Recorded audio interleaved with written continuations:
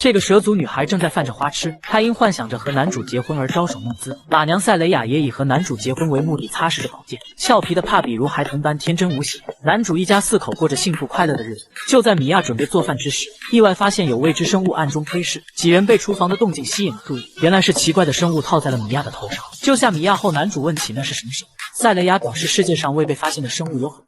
刚才那个应该就是传说中的史莱姆。男主正感叹这个世界真奇妙，下一秒史莱姆就从盆子里蹦出，吓得男主目瞪口呆。赛雷雅见此一刀砍过去，可这对滑溜溜的史莱姆没有任何作用。最终2人被史莱姆弄得浑身湿透。之后在男主洗澡时，又被史莱姆一把抓了过去。正当男主向他卑微的求饶之时，史莱姆变化出了自己的真身，直接将男主整个生吞。无奈男主带着他冲进了水池，这才侥幸保住小命。2人很佩服男主打败了史莱姆，可男主表示他会不会水分吸多变成大怪兽。恢复过来的史莱姆吞下了米娅的生活用品，还把赛雷雅的宝